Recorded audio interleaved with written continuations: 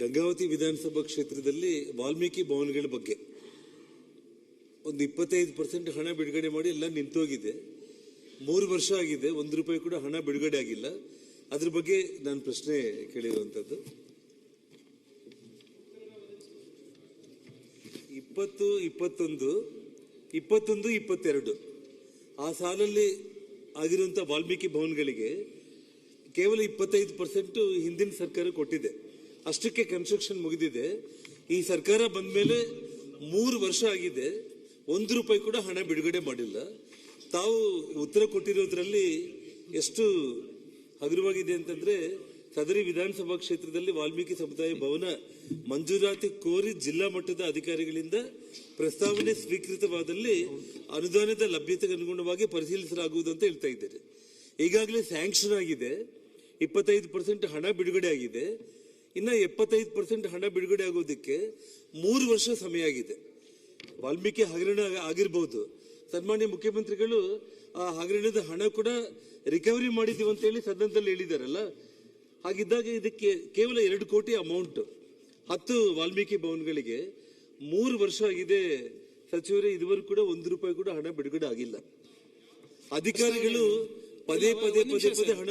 ಒಂದ್ ನಿಮಿಷ, ಬಹಳ ಸ್ಪಷ್ಟವಾಗಿ 1, 2, 3, 4, 5, 6, 7, 8 ಕಡೆ ನಾವು ಕೊಟ್ಟಿದ್ದೀವಿ. 10 ಕಡೆ ಅದೇ 2. ಸೊ ಟೋಟಲಿ ಬಿಡುಗಡೆ 246ರಲ್ಲಿ 216 ಬಿಡುಗಡೆ ಆಗಿದೆ. ಈಗ ತಾವು ಯಾವ್ದು ಆಗ್ತಾ ಇದ್ದೀರಿ? ನಾನು ವಾಲ್ಮೀಕಿ ಭವನಗಳು ಹೌದು, ಅದೇ ಗಂಗಾವತಿ ವಿಧಾನಸಭಾ ಕ್ಷೇತ್ರದಲ್ಲಿ 10 ವಾಲ್ಮೀಕಿ ಭವನಗಳಿಗೆ ಟೋಟಲ್ ಅಮೌಂಟ್ ನಿಮಗೆ 2 ಕೋಟಿ ಹಣ ಬಿಡುಗಡೆ. ಪ್ರಶ್ನೆ ಏನಿದೆ, 2023-24ರಿಂದ 24-25 ವರೆಗೆ ಮಂಜೂರಾದ ವಾಲ್ಮೀಕಿ ಭವನ ಬಗ್ಗೆ ಕೇಳಿದ್ದೇನೆ. ಯಾವುದು ಮಂಜೂರಾಗಿಲ್ಲ ಅಂತ ಸ್ಪಷ್ಟವಾಗಿ ಹೇಳಿದೀವಿ. ಆದ್ರೆ ಏನಾದ್ರು ಪ್ರಸ್ತಾವನೆಗಳು ಬಂದ್ರೆ ನಾವು ಪರಿಶೀಲನೆ ಮಾಡ್ತೀವಿ ಅಂತ. ಮತ್ತೆ ಯಾವ್ದು ಇಲ್ಲಿ ಕಳೆದ 10 ವರ್ಷದಲ್ಲಿ ಯಾವ್ದು ಕೊಟ್ಟಿದೀವಿ ಅಂತಾನು ಕೂಡ ಹೇಳಿದೀವಿ. ಬಟ್ ಇಲ್ಲಿ 2 ಕೋಟಿ ವೆಚ್ಚದಲ್ಲಿ ತಾವು 8 ಕೋಟಿ ಅಲ್ಲ, ಅವ್ರು ಕೇಳ್ತದೆ 2 ಕೋಟಿ ಬೇಕಾಗಿರೋದು. ಈಗ ಬಾಕಿ ಕಂಪ್ಲೀಟ್ ಮಾಡ್ಲಿಕ್ಕೆ ಬಾಕಿ ಇರುವ ಅನುದಾನ ಮಾಡಿ ಅಂತ ಹೇಳಿ. ಆಯ್ತು ಅಧ್ಯಕ್ಷ, ಅದನ್ನ ಯಾವ್ದಿದೆ ಅಂತ ನಾನು ಇಲ್ಲಿ ಮಾಹಿತಿ ಇಲ್ಲ, ನೀವು ಕೊಟ್ರೆ ಅದು ನನ್ನ ಸಂಬಂಧಪಟ್ಟಂತ ಮಂತ್ರಿಗಳಿಗೆ ಮತ್ತು ಮುಖ್ಯಮಂತ್ರಿಗಳಿಗೆ ಕೊಡಿ. ಸರ್ಕಾರ ಪ್ರಾರಂಭ ಮಾಡಿದೆ ಅಂದ್ರೆ ಮುಗಿಸೋ ಜವಾಬ್ದಾರಿನೂ ನಮ್ದೇ ಅಲ್ವಾ ಸರ್?